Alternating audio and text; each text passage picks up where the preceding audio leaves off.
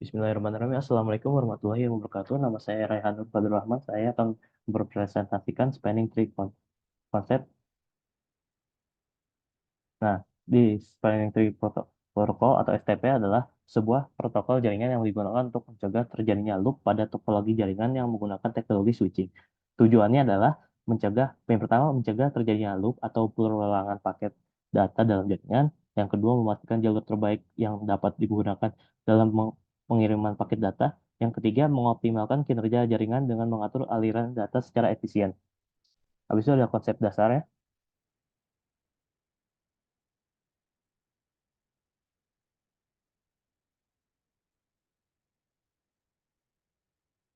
Tapi di sini ada pohon jaringan, network tree, STP. STP menggunakan konsep pohon jaringan network tree untuk mengorganisasi topologi jaringan. Setiap switch dalam jaringan dianggap sebagai node dalam pohon jaringan. Yang kedua, ada Bridge Protocol Data Unit, atau BPDU, adalah pesan yang digunakan oleh switch untuk berkomunikasi dalam proses STP. BPDU berisi informasi tentang konfigurasi jaringan seperti bridge, ID, priority, cost, dan lainnya. Nah, habis itu ada bridge ID priority. Nah, bridge ID merupakan identifikasi untuk setiap switch dalam jaringan. Bridge ID terdiri dari priority, nilai yang menentukan kemungkinan yang menjadi root bridge, dan MAC address switch. Habis itu ada root bridge. Root bridge adalah switch yang terpilih menjadi pusat dari pohon jaringan STP. Nah, semua switch dalam jaringan mengarahkan jalur koneksi mereka ke root bridge. Habis itu ada proses seleksi root bridge. Nah, peran Bridge ID dan Priority. Bridge ID terdiri dari dua komponen utama, yaitu Priority dan MAC address. Habis itu Priority menentukan kemungkinan sebuah switch menjadi root bridge. Yang kedua, algoritma seleksi root bridge.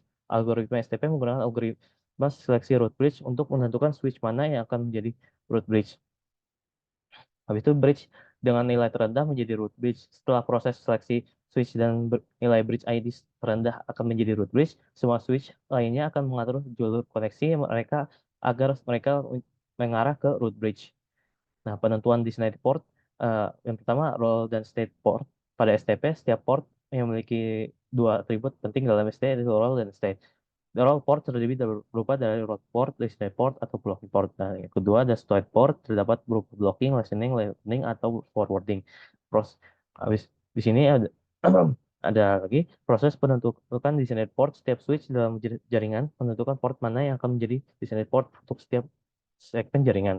Designated port adalah proses port yang dimiliki jalur terbaik ke route bridge untuk segmen bridge tersebut. Habis itu, algoritma penentuan designated port. Algoritma STP menggunakan proses pertukaran PBDU untuk menunjukkan designated port. Di switch dengan jalur pendek ke route bridge pada suatu segmen akan menentukan portnya sebagai designated port. Habis itu ada konvergensi jaringan dengan STP. Proses konvergensi STP, adalah proses di mana jaringan mengubah konfigurasi dan memperbarui informasi topologi setelah terjadi perubahan dalam jaringan. STP memiliki beberapa tahapan dalam konvergensi untuk memastikan stabilitas efisiensi jaringan. Nah, ada tahapan STP ada pada STP adalah ada blocking. Port dalam mode blocking tidak memiliki atau menerima data. Ini adalah tahapan awal saat STP membangun pohon jaringan. Nah, habis itu listening. Port dalam mode listening mendengarkan BPDU tapi tidak mengirimkan data. Ini adalah tahapan di mana switching mendengarkan informasi BPDU dari switch lain. Habis itu ada learning. Port dalam mode learning mulai mempelajari alamat MAC yang terhubung ke port tersebut tanpa mengirimkan data. Habis itu ada forwarding. Port dalam mode forwarding dapat mengirimkan data, menerima data.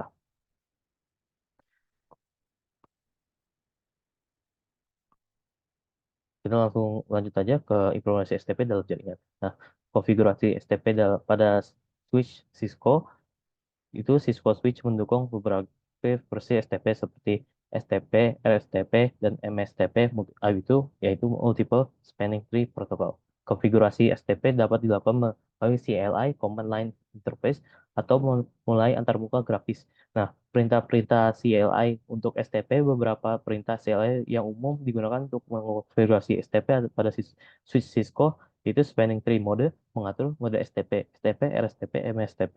Nah, habis itu spanning tree priority mengatur prioritas bridge ID pada switch. Spanning tree VLAN mengatur CTF pada filter tertentu. Nah, habis itu yang show spanning tree yaitu untuk menampilkan informasi tentang konfigurasi dan status STP. Nah, implementasi selanjutnya ada troubleshooting dan best practice. Troubleshooting STP melibatkan memeriksa konfigurasi status port dan log event pada switch. Nah, beberapa best practice dalam implementasi STP meliputi menentukan root bridge dengan hati-hati untuk memastikan jalur terbaik dalam jaringan. Nah, memeriksa konfigurasi secara berkala untuk memastikan konsistensi dan kinerja optimal. Habis itu, menggunakan fitur monitoring dan alerting untuk mendeteksi masalah STP secara tepat.